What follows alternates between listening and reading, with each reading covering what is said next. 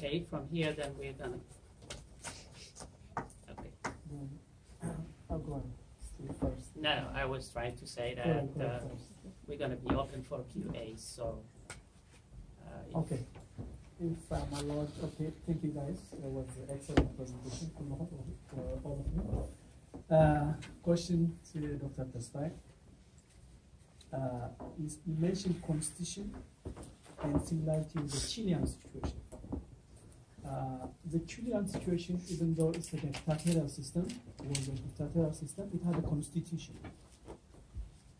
On the case of Eritrea, we had a ratified constitution, adopted and ratified by the people constitution, but not implemented.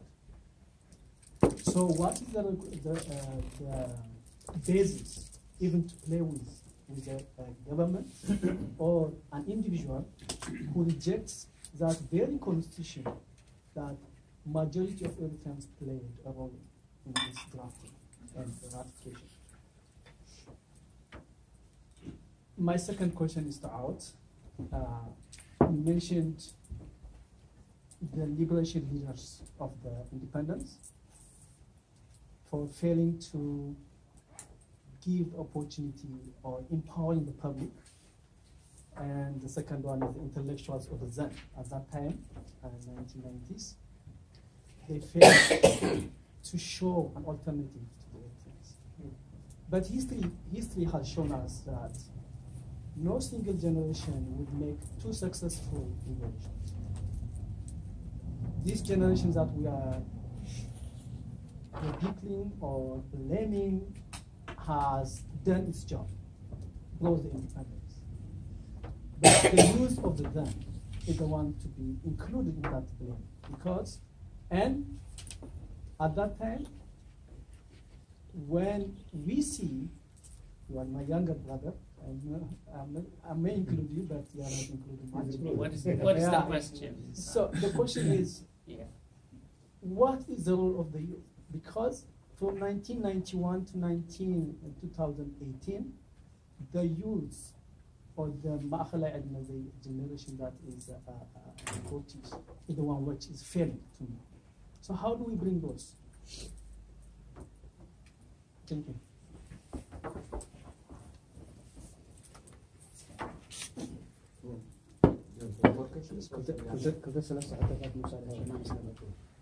Questions from this side? Okay.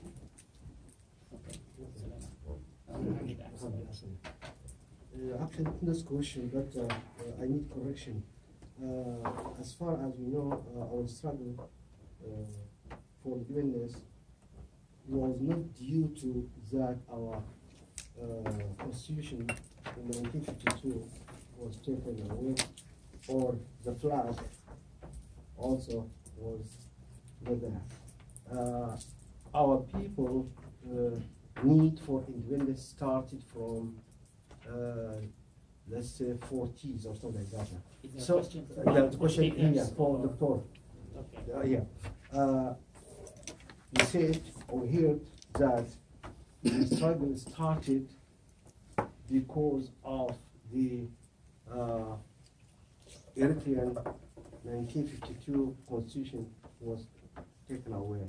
So I think here some confusion for me. The struggle started because the need of our people started beyond 1960 something. That is my question. Question.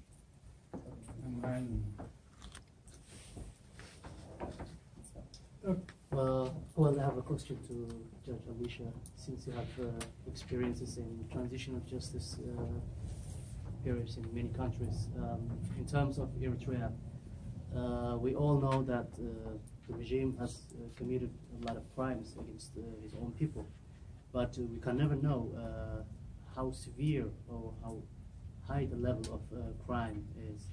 So, for example, if we take Peru, there was also a truth and reconciliation program in Peru, and when the people come there and talked about the massacre that has been done by the government, its own government, just 300 kilometers away from Lima, people were shocked And this is going to happen in Eritrea, I guess. On the other hand, we have also trials to perpetrators. So if you have to put one from another, you have to choose the first and the second level.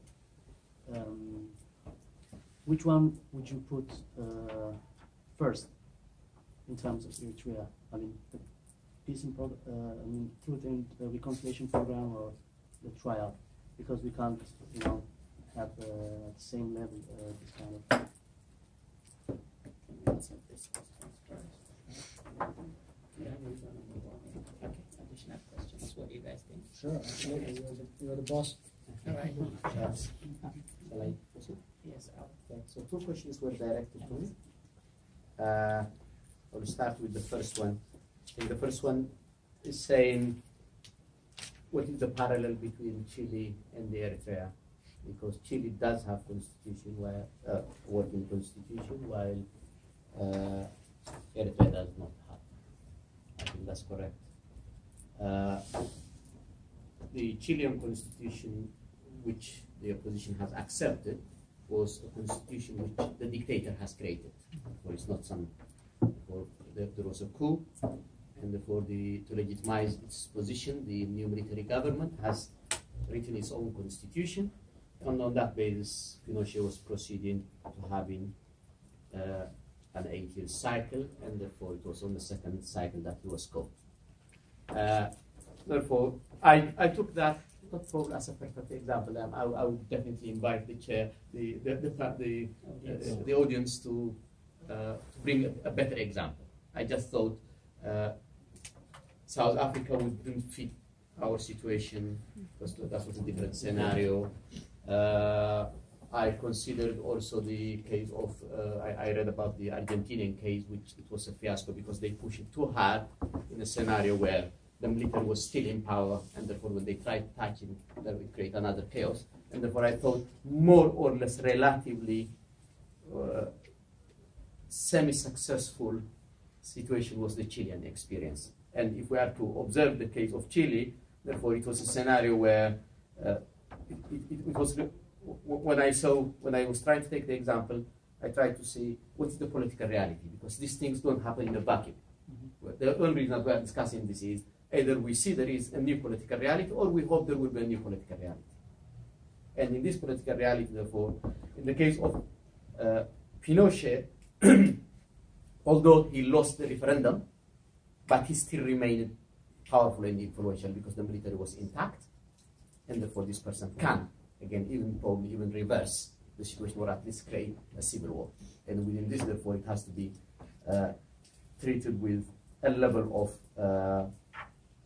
caution. Therefore, there is a power balance to say it was not a victor's justice, you cannot impose. The experience that we have in Eritrea, it was a situation where there was a winner.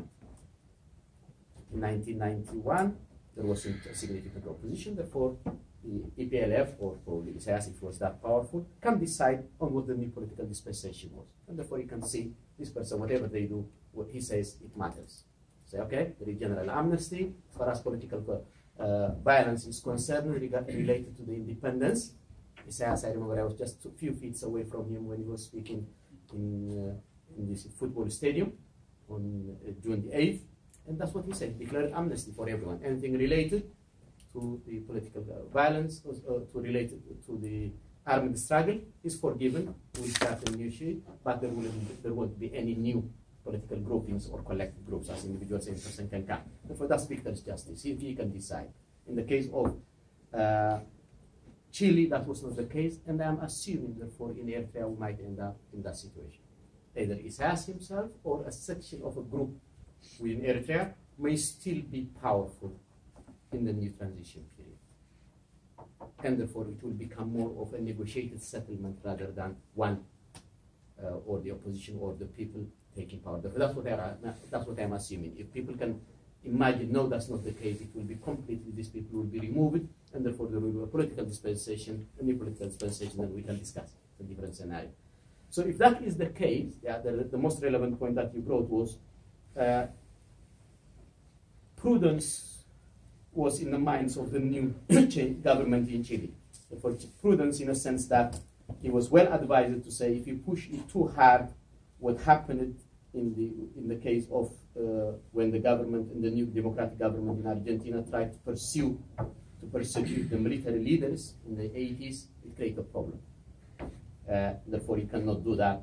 Thirdly, the Pinochet before when he was in power, he declared some amnesty, some protections for himself. Specifically in 1978, there was an amnesty law was enacted where Pinochet said prior crimes cannot be committed, cannot be persecuted. Therefore, probably Isaias, before he leaves, probably he can give amnesty for himself. Probably this possibility is also a possibility. Therefore, we may end up having a legal situation where, okay, change will come, but on this condition. And that is from the Chile, that makes the Chilean experience more relevant. On this basis, therefore, the Chilean Commission was specifically given 4 primary tasks, and from which we can learn to establish a complete picture of the possible human rights violation under the Pinochet regime. Therefore, let's know what happened, and therefore let's document it. We might have, as I was said, there is already documentation through the UN process. Therefore, but maybe we may need to have more, and therefore document it and take ownership of it. The second objective was to gather evidence and allow for victims to be identified. For who are the victims? Let's know them. Let's record them properly, because there could be some people who may describe, oh, these are criminals, and therefore it has nothing to do with it. Therefore, who are the victims of this political violence? Then to recommend reparations and to recommend legal and administrative measures to prevent repetition of such past abuses. Therefore, these are the 4 aims which were given, and therefore probably we might follow them. But on the key point, therefore, to say, what is the umbrella? Well, the only way that this can happen is 2 things. One, all of us, as the Eritrean people, to accept the constitution as the platform or the framework through which transition can be legitimized. That if we reject that, I don't think we have got another replacement. Therefore, I'm taking on that premise to say we, first of all of us, because there are so many wingings saying, no, the constitution is flawed, the constitution has taken a long time, the constitution did not involve participation of everyone, which are all true. But the reality being the case, that constitution is the only way which we can say to this government, you have no legitimacy. Because this government has, up to 1997, in my view, was legitimate, at least by its own rules. But after 1997, because the government did not, its term expired by 1997, and it did not renew this by a new proclamation, even their own proclamation. Ambassador Anderhan can correct me, but to the best of my recollection, there is no even proclamation to extend its position or to declare a state of emergency. So at present, if I ask the Eritrean government, on what condition, how do you justify your power? Where does it come from? There is none.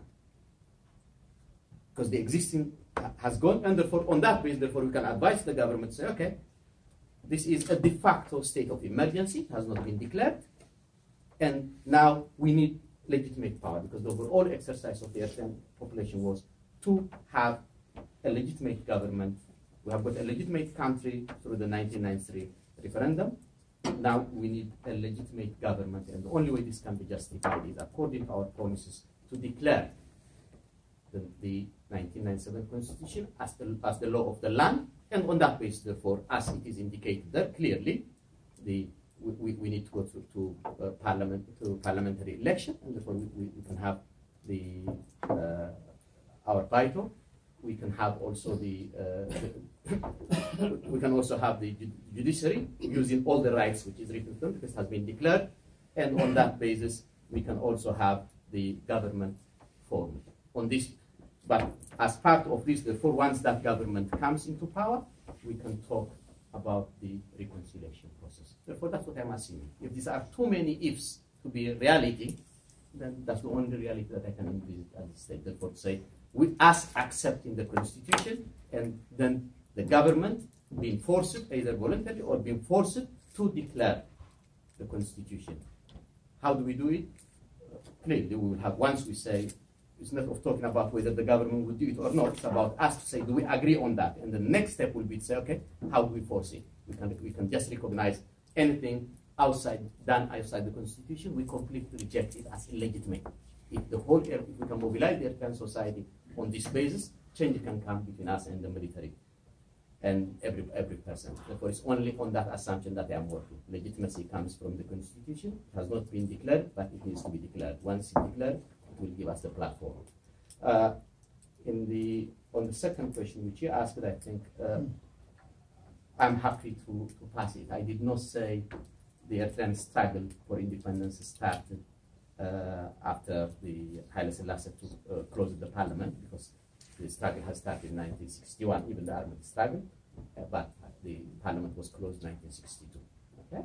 But overall, I think in terms of the symbolic saying, okay, the federation is over and the Eritrea is now annexed, was 1961. And what I was trying to create a parallel was to say, I feel comfortable now asking Isaias and any government used to say, well, there is no legitimacy here, because you did exactly what Haile Selassie did, even symbolically. What Haile Selassie did was suspend the constitution and close the parliament. You did both. That's the parallel which I was trying to create in terms of symbolic. Otherwise, time takes. I did actually raise my hands. Yeah, But some members are short for me. No, I think you will be the next person, I think, once they ask the questions. Yes, Sagabu's question of the youth or the younger generation having failed. I don't consider myself youth, but it's time that we defend the youth. The youth inherited the tradition of self-sacrificing for a cause bigger than themselves. And they proved that beyond doubt. Yeah. They never inherited the tradition of deliberation, the tradition of debate, the tradition of political disagreements, debating it in public and surviving it the next day. No.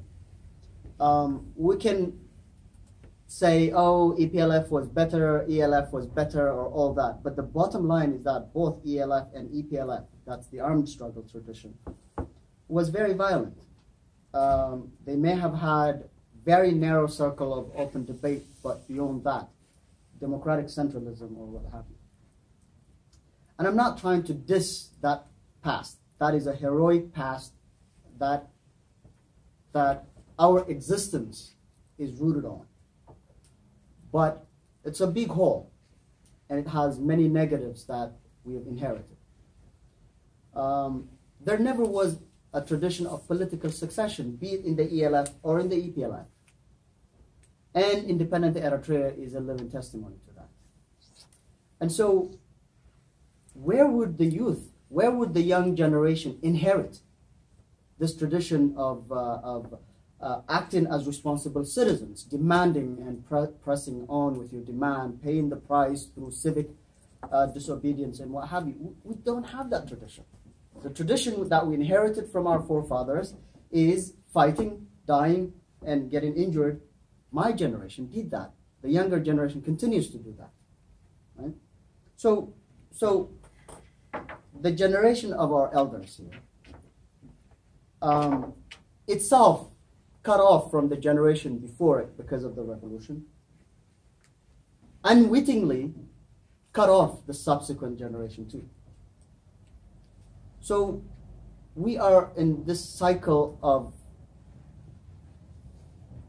victimizing each other, not necessarily through active, deliberate act of disempowering them, but that is the outcome anyway.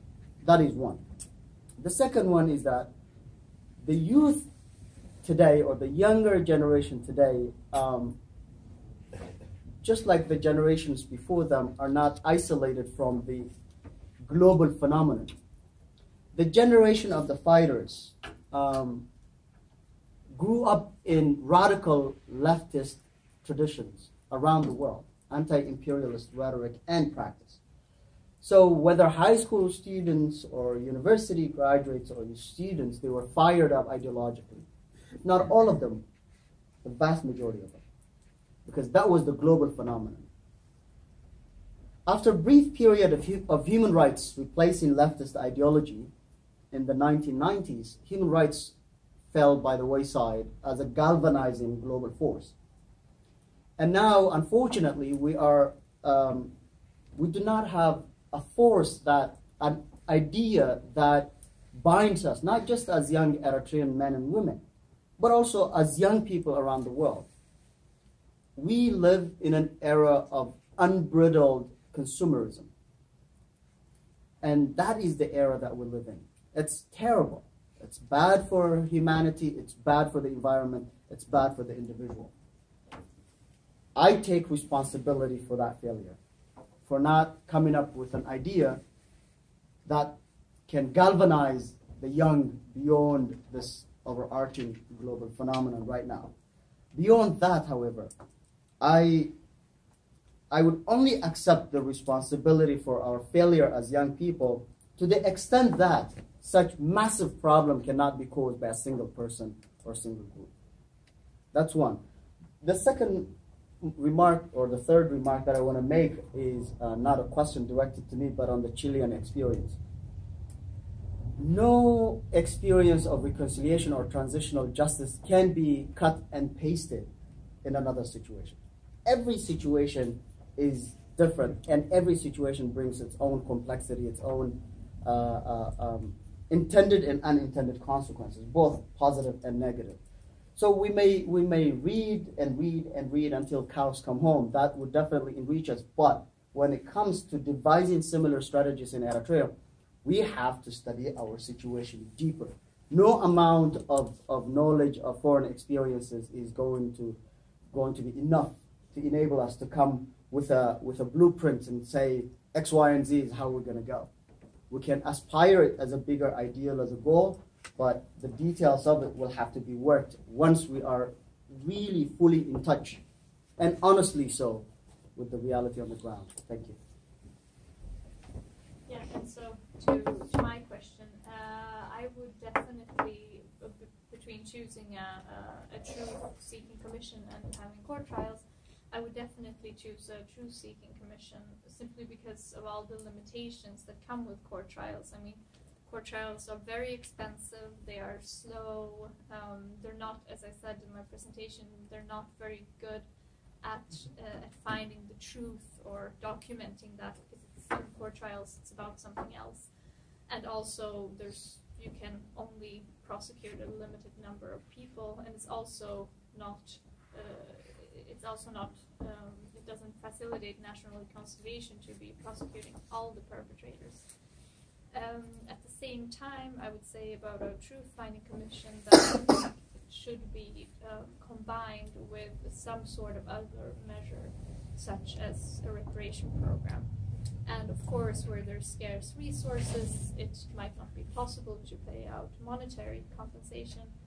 And in those cases, as I said, I think that collective measures and non-monetary measures are a very good option, such as benefits to particularly exposed areas or exposed minorities or groups, women, for instance. So that's a short answer.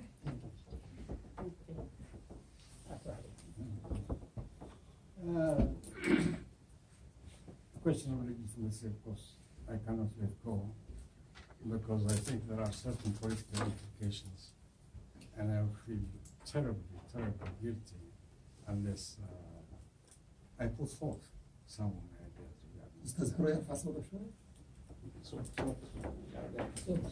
Okay. And then I'm confused about this, process of reconciliation. I mean, there must be a certain kind of government or institutions related to that who are ready to come into some kind of national reconciliation with me. Supposing the system in Eritrea is defeated by this or the other means, and then there is some kind of vacuum in Asmara, with whom do I conduct national reconciliation? We are assuming that Mr. Isaias and company will be there in Asmara for the Friends of Democracy, one day to go to Asmara and say, all right, can we start the process of reconciliation?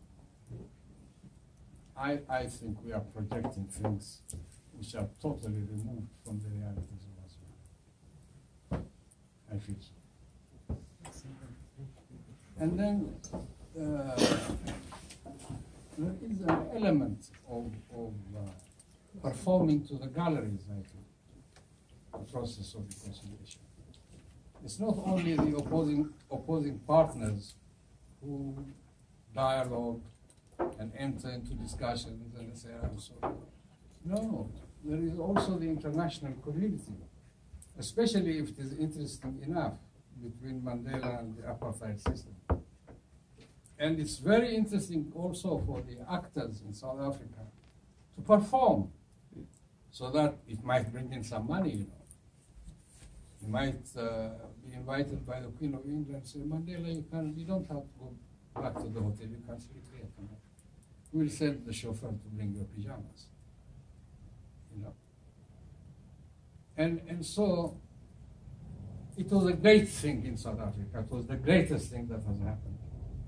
But I don't think it is a process that can be replicated anywhere. I think we have to go back to our traditions when such things happen. Very often it can be some kind of hazard type of, and then for 3 days we cry our hearts out and we say shaitan in this hituna and things like that, instead of getting into a highly industrialized method of reconciling opposing partners. And then this business of performing to the galleries, I mean, it's a terrible thing. A long time ago, you know, the opera singers did not have microphones. And so those who were close to the opera singers could listen to beautiful music, Verdi, whatever. But then there was the public over there, you know, sitting, you know, in the working class areas. Can you make it a question to them? So for the sake of time. For the sake of time. Yes. I start. No, what I would finish say that is, sentence. you mentioned that we can use Eritrean tradition instead It's of... something you can all of us talk about. Yeah. But if you can elaborate that one with relation to Ubuntu in South Africa, Yeah. they used their tradition, but at the same time, what they did was they did the truth and reconciliation based on their own tradition. Come on. So what we are saying here is, what they are saying is, I think the reconciliation process can be done, yet we do not have to throw away our tradition and our values. That's only part of my argument, but I thank you for the input. But it was a very slight portion of my argument, but we can discuss it. Very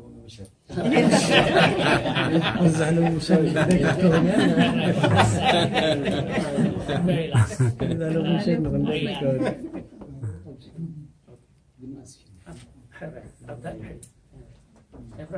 Okay, my questions are that same question.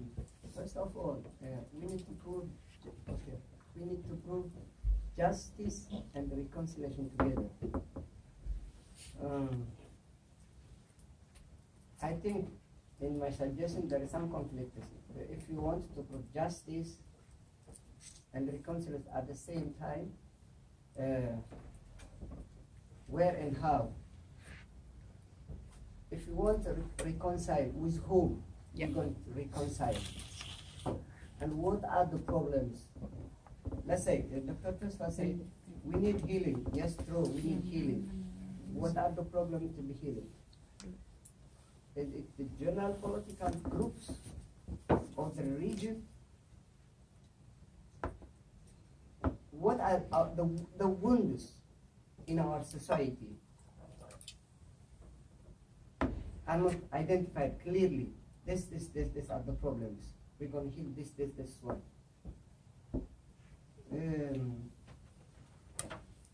Other question also with Dr. Out. People, they say different. Yes, of course, they say different. In general, our people say our problem is the region. And you said also, may not be the region. We the people are. Do you think that we have a problem as a people to create such bad situation? And what are they? Because we want to heal it, what are they? Unless we identify it, it will be a word instead of a solution. What are the problems? And also third question, just reconciliation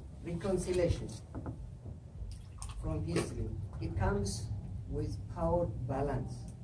Unless we have the same balance, we can push the region. Before that, how do we make the balance to go to the reconciliation? Thank you. Okay.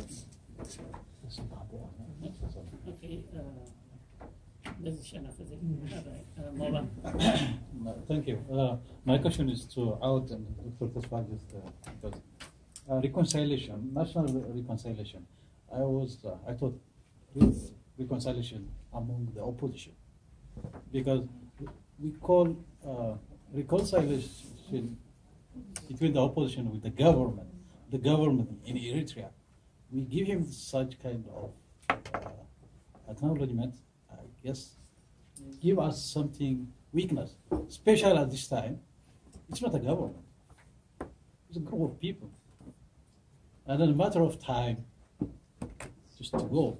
But the only thing I will ask you, look, we don't look weak. And then at the same time, if the situation, whatever, if Isaias in bad situation, he could say yes, we can negotiate because he's smart on that thing. So for the next government, if it's happens, we create another new government, we can bring another thing, because if you pass those criminals in Eritrea, okay, reconciliation, and what do you say? Okay, Tagagina, if let them free. Let's go to the question. Yeah, I know. Okay. So I just want to make just the question doesn't look as weak if we call the government in Eritrea now reconciliation, national reconciliation with that. Just why wouldn't do the reconciliation among the opposition and then to create the balance? Okay.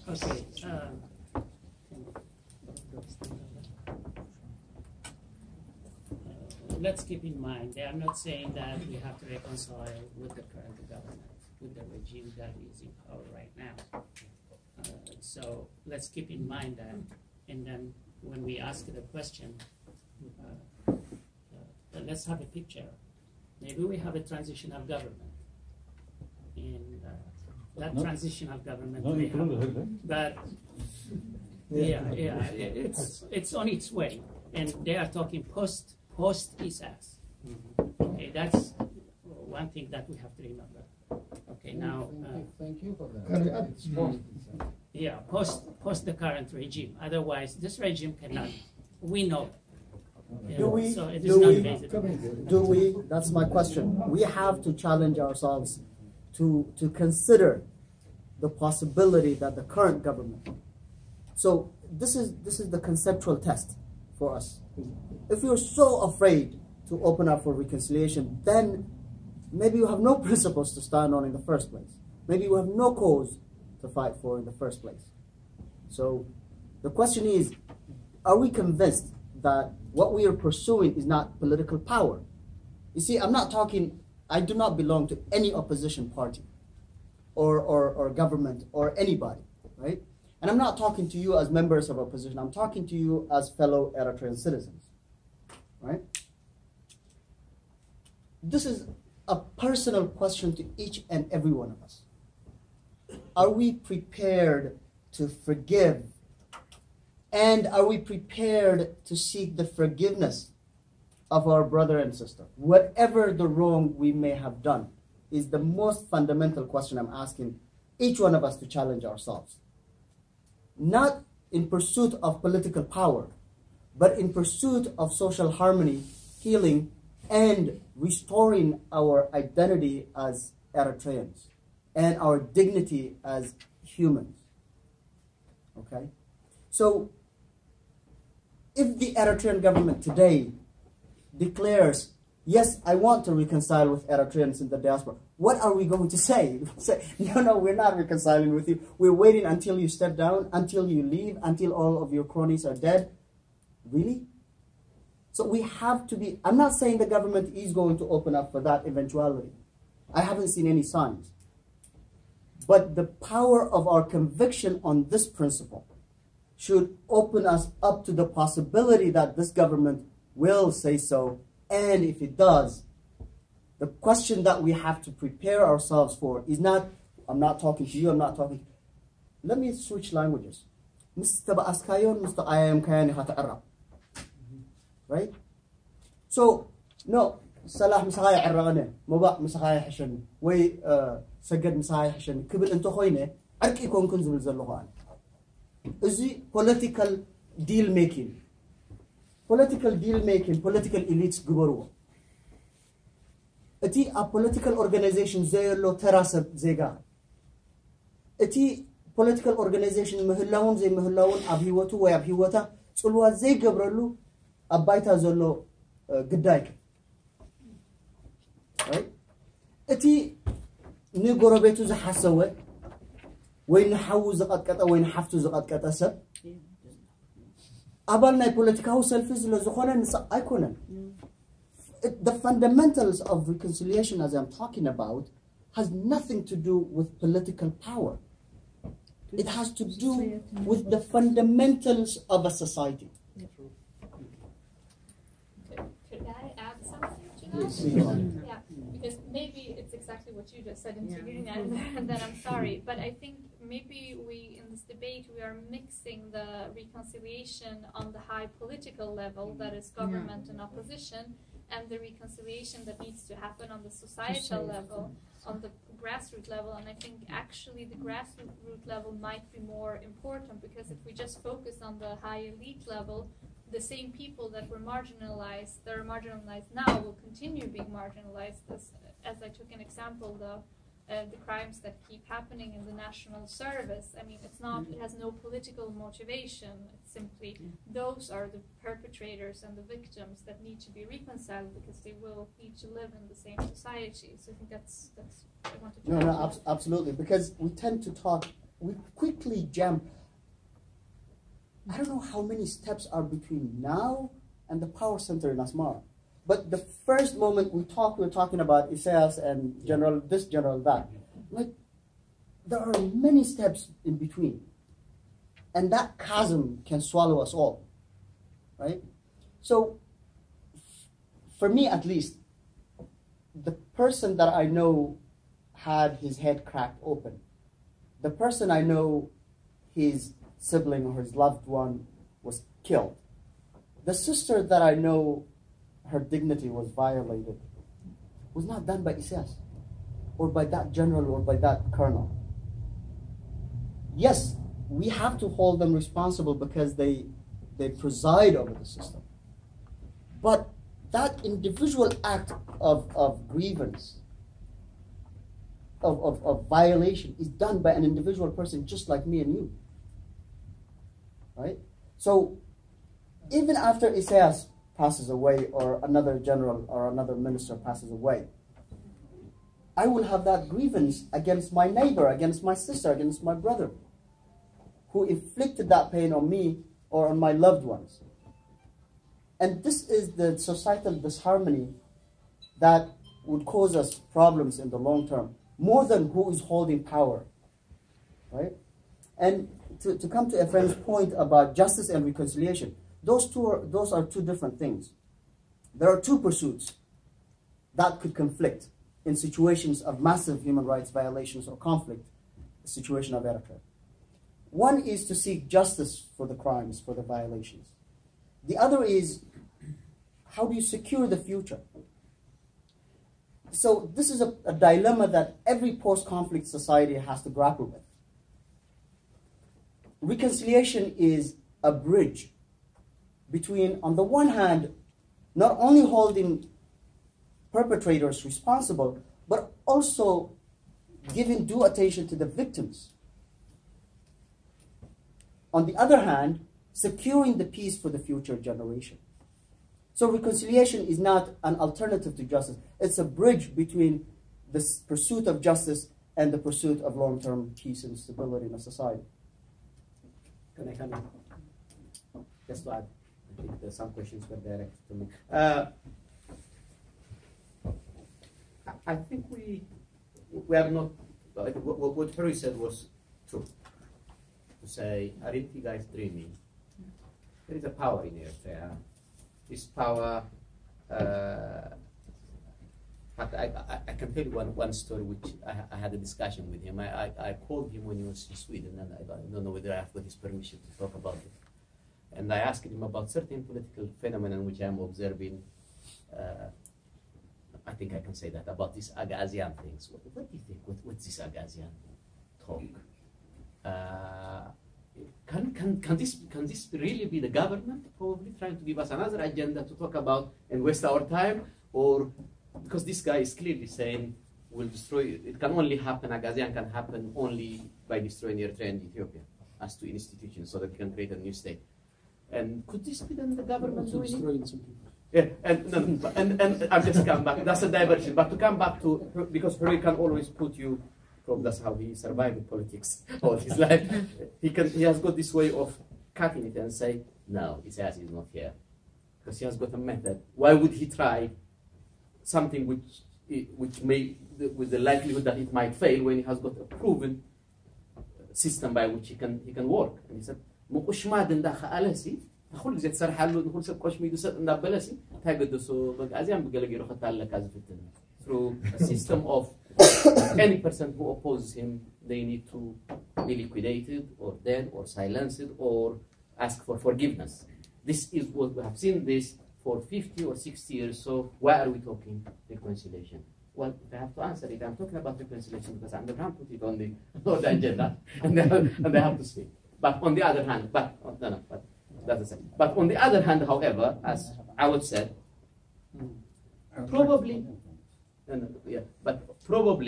in the future, can we continue as a society just closing chapters in this way?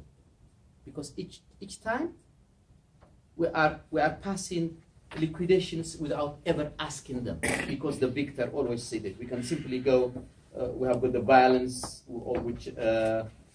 Between unionists and the independence bloc, which many people have died, never got reconciled. We have got Haraka got liquidated, no reconciliation about it or a discussion. The civil war between ALF and PLF, no consideration of that and talking about it. Say, anything which happened within the organizations, we have got family members who were killed by ALF, who were killed in the ALF. Not in the war, but in a situation where they were killed. We never asked. Can we go on like this as a society, accumulating? We know it happened. We know so families are suffering. And to say, I'm clapping to the system, well done, but in reality, when I go home, I'm crying because I know a family member has died and that has nothing to do with the independence, that person. And I keep on moving. Therefore, can we go on with this? Probably not. If not, we have got cracks. So within that, just to come to Harry, because I'm just linking with our, to say, why are we always trying to see this as a political act? If Isaias doesn't want to do that, okay? Hopefully, when I started my speech, I said, we are assuming there will be a political reality. There will be a new political dispensation. Therefore, this discussion is a what-if scenario. If that situation arises, what do we do? Do we go on restorative justice, or do we go into retributive justice, or is there any innovative way of doing it? For the record, I think there is a misunderstanding here, and I think we have to put the record straight. Mr. Chairman. Okay, I would mention on that one too. He will give you a clarification on that part, and then maybe. Can I conclude my line? Yeah. Can I conclude it? Therefore, it's a what if scenario, and within that, however, there is one fundamental thing. This is not just about Isaias and the rest. It is permeating into us as a society, not only in the diaspora where we don't talk to each other. We describe ourselves, Naiman Stew, the army. Well, this needs to be bridged. Therefore, I need to be in a situation where I can say, we are all victims, we are all in the diaspora asking for asylum or living abroad, we are exiles. Why are we fighting? I know your family has died in the Sahara and drowned in the desert, and we know the cause. So why are we divided? Therefore, if it is not going to be a political act, maybe we should bring religious leaders or somehow, or create Naidas Hazan or Nai'irka Hazan, starting with the diaspora, and say, guys, we have gone too far on this, let's talk with each other. Let's talk, we have got a common problem, and let's deal with it so that we can have a common vision, a common understanding, and a common healing. So that this bad language which goes against every person, whenever someone speaks about justice, there will be someone who said, although they may not know you. Well, we need to talk so that we can resolve this, because we have, or including me or anyone else. So I just felt we need it as a society, probably even, hopefully it will be a political act, if not at least as a society in the diaspora, we need it so that we can be united and come to together. I beg to differ with Tesfa here. I am not talking about a what-if scenario. I am saying let's own it, let's create it. Right? Forget about what-if scenario. What-if scenario assumes that we are waiting or continuing to do whatever we've been doing in the past 20 years and waiting for that eventuality to happen and then catching up. Correct me if I'm mistaken. That's what I'm assuming. I think you are correct. Continue with their argument, but what I was trying to say is, just to give you the scenario, the what if is probably if it doesn't happen, if it doesn't come from the government, maybe we can create ourselves. Therefore, but however, as a society, I'm agreeing with Awad, so that I agree with Awad to say, even if the government does not allow us, we are not going to wait for a permission, because we need it for our own sanity. We have accumulated so much killing and crime amongst each other, and it is testing. Thank you. Let's deal with it. So to come back to Rui's very important question, I want to put you and Andabrhan on the spot. What brought you back to the field from the comfort of Beirut or Stockholm? What brought you to the field from the comfort of Harvard? You could be enjoying retirement as one of the most successful economists, right? You aspired something. Ask me. I asked you, but I kind of know, because I studied you. I studied your history. I studied my history. So don't ask me. Right. No, it was a rhetorical. It was a rhetorical question. I am 100% with you. As you explained it, I am with you 100%. That's not the point. Forgive me, let me continue. That might be the point, actually. Aspirational. It is aspirational, right? But it's not aspirational with us crossing our hands and waiting for it to happen. It's aspirations by me turning to my brother, to my sister, saying, if I've done anything to hurt you, forgive me. Right? That's where it starts, from the very beginning. And there is a performative aspect of it too. But the performative aspect of it is not to the international community. In fact, you said, Hazan Nigbar, Shaitan Ndigagina. That is very performative. Healing performative. Right? And then when we say about reconciliation, we're not ruling out our traditions. That's why earlier in my interjection in Tesfa's point, I was saying we can study other people's experiences. But our own process has to be based on our own experiences and values. Right? So Rwanda is a typical example. There was that court, at least in Tanzania. But then it was a very slow process, as Judge Alicia pointed out and probably knows better than I. And then there was the Gacaca courts, which are rooted, Gacaca, right? Yeah. Right. Which were rooted in the traditional practices and values of the society. Were they all successful to the best that one would want? No, this is a tragic situation, and we cannot expect to come out clean of it. It is going to be imperfect. The question is, do we have anything better? Right? The South African experience cannot be replicated anywhere. No experience can be replicated anywhere at all. So, but the principles stand, which is that instead of settling scores on the battleground or bidding your time until it can strike, that has to end. And that has to end in a sustainable and fair way that gives due consideration to the victims first and foremost. And then ensures by creating situations, by creating institutions and new values, so that the same system of violence and violations do not repeat themselves. I'll stop. I'm sorry for Okay. It's okay. Okay.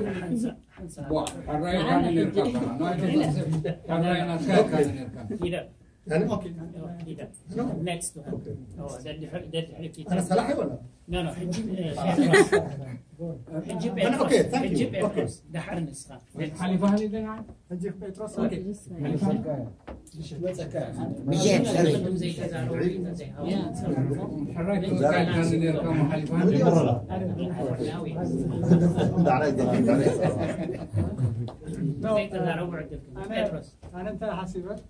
Since you're talking about restorative justice and truth and reconciliation, we need to keep that in mind. Restorative justice without some sort of transition, I might say. And we need to discuss that aspect of it. He mentioned it. Majority at step Khonzalawasi and Tayu. You create an environment of opposition camp. Better sense. South Africa, I mentioned a very good example. Prior to South African reconciliation, there was divestment. On the other hand, constructive engagement, Aragan proposed development from different sides. So, Eritrea, oh yeah, you can't duplicate it. The same method duplicate like governing. Can punitive measures compromise can partly, as you said, that the court system, if you can reform the court system somehow, you know, it's a process. The reconciliation peace process can start because everybody has to go to the court before passing judgment on those individuals. G15, they can come out from prison and go through the court process. But nobody is imposing those conditions on the government. The government is the way he wants. It's a dictatorial, totalitarian regime. But if you put some kind of condition to that end, I think that should be part of the discussion. You know, not only reconciliation in principle and as an idea, but how do you get there?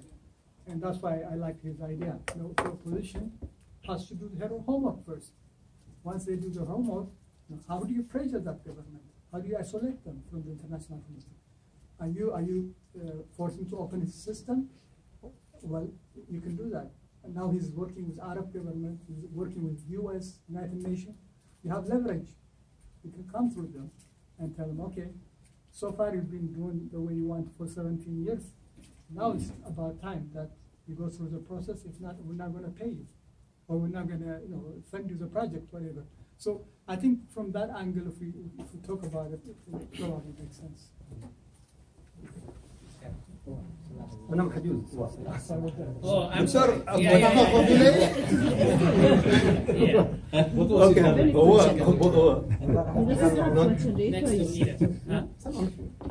لا ولا تزرقيته يعني ما يحتاج يعطي. Thank you. أنا عندي comment مع دكتور داوود and then I have question for Judge Ali. Yeah, first, thank you very much. I will post my friend Sigab for what he said really about the youth in Eritrea. When we were in Eritrea, every day we will hear that our brothers is in prison because he slapped or he fighting with the soldiers of Ethiopia. Every time you hear, every day, this generation really, I don't know, you never hear about anything that is challenging the government. Despite the situation in Eritrea is devastating. I've been in Shagarab last year, in November. I have seen about well-trained youth, about 5, 6, 10. They brought them one Rashida from the border, and they can rape in front of them their sister or mother. No one challenge. I think the reason is, the social fabric is destroyed. I think that's the reason, I don't know. But this generation, to expect from him to change the region in Eritrea, I think this is the delusion. My question for you, I don't know my English, I don't think it's good, yeah? You read good. I have very important question in my mind, really. I cannot solve it, but this is good way, time to put my question.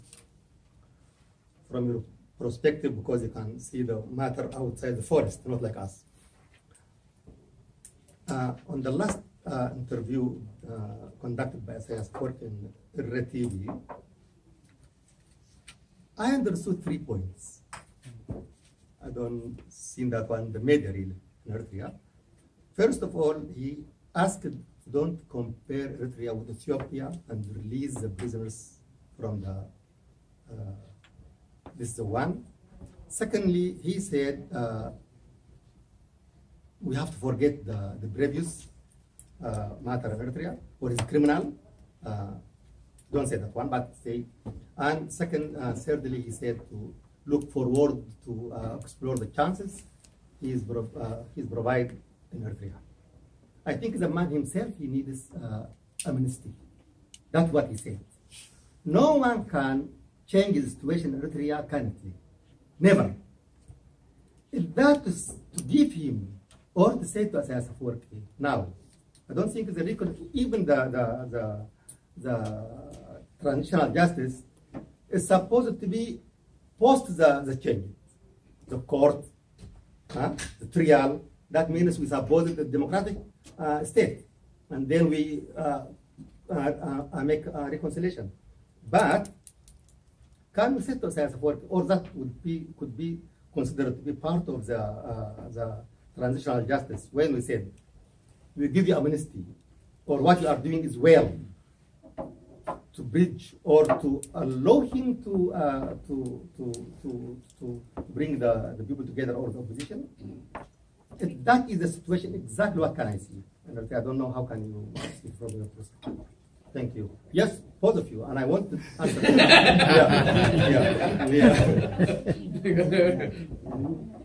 You forgot mine, so you can continue. Okay, so from a strictly legal perspective, such as the Pinochet amnesty, which we were talking about, I mean, that was considered illegal. So to give a very, of course, one could, it is quite common in a peace process to be discussing amnesties, because obviously why would a leader resign without an amnesty? That would be craziness. But afterwards, I can't see from the standpoint of international law, I think such an amnesty would be legally hard to uphold. And then, of course, there's practicalities, like who would actually be doing a prosecution. But I mean, for instance, ICC would not accept an amnesty. Is that an answer to your question? No. Or no? Sorry, then.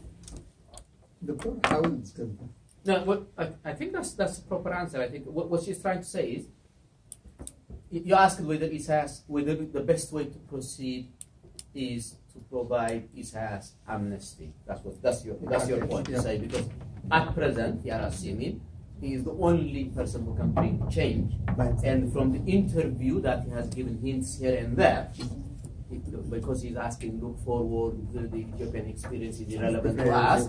From that you are assuming that this guy is in an indirect way asking us to say the only way going forward is if I am to know free. And I think she's agreeing with you to say no leader would work against his interest, and Isaias is probably known that he knows how to protect himself. Okay, if he doesn't protect himself, then he knows how to deal with things. Therefore, both of you are agreeing. That means what will be our role? Yeah, that's my question. Yeah, the point. Therefore, you may try that. But what he's saying is, even if you give him amnesty, and he believes your amnesty is worse, And therefore, on that basis, he proceeds. In other words, when we say we, as one, if he sees us as a force and he is ready with his age, even with so many things, say, okay, I don't want to leave this country in this way, like Arafat, for example, has compromised here and there because he wanted to be buried in his own country rather than in exile or etc. Therefore, with that, maybe Isaias might have, okay, in this last moment, let me do 1, 2, 3, 4 before I die. Therefore, on that basis, let's say either power or his own conviction. If he does that, what Judge Alicia is saying is, you may do that, Isaias might even accept you, but by international law, that wouldn't be acceptable. Which means, if Isaias comes to Europe, and there is a credible body of evidence which the solicitors in ICC may think this is crime, they might issue and they might arrest him. That was, I believe, that's what they are saying. Therefore, even if you give him, you may not save him because the international law has its own standard, its own way of working. Therefore, Isaias may still think that it's dangerous for me to go into this and this and this in this country. She's not saying that may not be enough. Maybe Isaias has no interest in going to Europe or anywhere else, which is dangerous, but he may accept it, and therefore it may be useful. But she's simply saying, by international law, we may forgive ourselves, we may reconcile with him, but the law has its own standards. Can I comment back to what Peter and Salah said? And also this links up with a question that Ephraim asked earlier. The power balance between us as people and the government, that being. And I want to reverse what Harriet Tubman said. Harriet Tubman, the Underground Railway, African-American powerful woman who saved many people from slavery. And she said she would have saved 1,000 more had they known that they had been enslaved. Right? I want to reverse that. I want to reverse that to bring you back to who we are as Eritreans. We were outnumbered, we were outgunned in every sense. We were outsmarted in diplomacy, but we won independence. How did that come about? Why is it that we are not going back to our roots to ask, like, who are we? Why did we win against all these odds that were stacked up against us? Right? Because we had the will. We believed in the righteousness of our cause. Right? The rest is built on this. And now we are more powerful than we recognize clearly. The power of citizenship, the power of the citizen. We have to recognize that we are powerful. But in order for me to recognize my power, I also have to recognize my power depends on him being equally free, on her being equally free, right? And so that creates automatic bridges between me as an individual and him and her and us as individuals. That is how the collective is built. And that is what has been attacked under the current state of rightlessness in Eritrea. Yeah. Right? So let's use our power as citizens. Let's for once let go of the logic of power as a brute force. We don't need necessarily military might to create a kind of equilibrium. What we need is, the system is what it is because of the individuals in it. Citizens like me and you, who are in it either because they believe in what they're doing or they are forced to do what they do by their circumstances. Okay? Can we create bond with them at the fundamental human level is our biggest challenge. That way, we are empowered as citizens, so are they. And you are successful in legal process when you prosecute an empowered citizen. A disempowered person going to court or being thrown into jail is meaningless, is inconsequential for the long-term stability of society. But empowered citizens facing or living up to their weaknesses is what makes a difference. So let's empower ourselves. We are in this vicious cycle of mutual disempowerment. The story of this youth military trained youth being herded by a single human trafficker is a typical example of how mutually disempowered we are. You really think you were powerful when you were seeing them? No. I'm not putting you on the spot, Salah, but you understand what I mean. You are as disempowered as them, to the extent that they're disempowered to a point of 10 of them, 10 militarily trained men and women being herded by a single person probably holding a stick, or probably nothing. So what we need to do is fundamental. And I want to separate this from political strategy. Political strategy of disempowering, whether it's re-engagement, divestment, or all these phrases that work beautifully in the 80s but don't work in the 90s or 2000s. But I want to separate this. And what we need is an empowered citizen. We are disempowered wherever we are, in our own country, in the diaspora. We are so disempowered that we are afraid to sleep in the same hotel bed that we have paid for. I'm talking about a rampant problem in the Eritrean youth. And the only solution is not to think of a solution through them as delusion, but the only solution is to believe that they are the solution and find ways to empower them, and seeing yourself being empowered in their empowerment. That's how we can overcome this. Your first 2 minutes. Okay. First 2 minutes. Coffee break. Okay, so after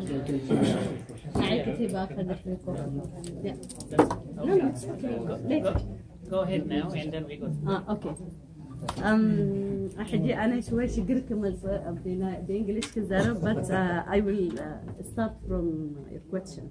You said, are we ready for reconciliation? I can say yes, as Eritrea. نحنا ولا مس صيبان reconciliation كنقبل readiness لنا since ولا إتومنا أمحروا إتي إثيوبياويان بحيث كل جرمنا قطعتنا قتلومنا نحنا لومي كلاتنا نفتوم مو بزحنا أمحروا نفتوم أكثر من أخواننا الأحرار. عندنا كلاتنا تشمل لنا. عرفت ذلك أنا أقسم على كذا لما أوكي أحسن عشان. فنحن عندنا القدرة لأنه نتسامح كشعب إريتري. دي من الخصائص اللي بتميز بها الشعب الإريتري أكثر من أي شعب ثاني. ما دام نحن مع أعدائنا تصالحنا فكيف نحن كإريتريين مع بعض ما بنقدر نتصالح؟ في الوقت اللي إنه نحن الإريتريين ما في بيج إيشوز يعني in between بيننا نحن. الشغلات بسيطة بسبب النظام الحاكم في إريتريا، بسبب with due respect للمعارضة، برضو في أخطاء كثيرة ارتكبتها المعارضة. بالتالي دي كلها أشياء ممكن الناس تسامح عليها، ممكن تتسامح معاها. ده إذا عايزين نتكلم نحن عن السوشيال السوسايتي. فقط في حاجة واحدة نحن نقدر نتكلم فيها وننطلق ونركز عليها نحن كمعارضة الآن في الفايوليشنز اللي حصل ضد الأفراد، الجرائم اللي حصلت بحق الأفراد، وفيكتيمز كثيرين هنا موجودين الآن طلعوا برا إريتريا. نحن ده شغلنا نحن كمعارضة. نحن شنو دورنا نحن في إنه نحن الأشياء بالذات الناس يعني أنت الآن ممكن تسامح مع الأمحراوي، لكن الأذى اللي يجيك من أخوك ده صعب عليك لأنه ده أخوك ارتكب في حدث الجريمة دي. نحن لازم نشتغل على النقطة دي، لازم كمعارضة إذا حنتكلم ونتبنى الريكونسيليشن بوست النظام، نحن لازم الأشياء اللي حصلت دي كيف نحن الفيكتيمز ديل كيف نأمن لهم، كيف نصنع نحن ذاتنا الميكانيزم يضمن للناس ديل العدالة ضد الأفراد اللي ارتكبوا في حقهم الجرائم، أو حتى إنه يتسامحوا مع المسألة دي وتحصل معالجات نفسية لها. Well, what Salwa said is that we are capable of reconciling. Correct me, Salwa, if I'm wrong. Well, there are more fluent Arabic speakers than I, but I'll give it a shot because I'm enjoying the spotlight. I'm an academic, I don't get the spotlight, so when I get it... And you deserve it. We are capable of reconciling. If we reconciled with the Amhara who killed us, who oppressed us, who did so many wrongs against us, we are capable of doing it toward each other, except that the system has been using it, and there has been weakness on the part of the opposition also, with due respect to the opposition. Now, here we have a homework we needed to do, even here in the diaspora, because there are many people whose rights have been violated and have experienced violence, and we have to do our homework in helping heal them. The problem, the challenge is that it's usually very difficult to overcome the pain or the anguish of enduring the suffering met out against you by your own brother or sister. But this is something that we have to deal with. Did I capture the gist of what is happening? Clear. Perfect.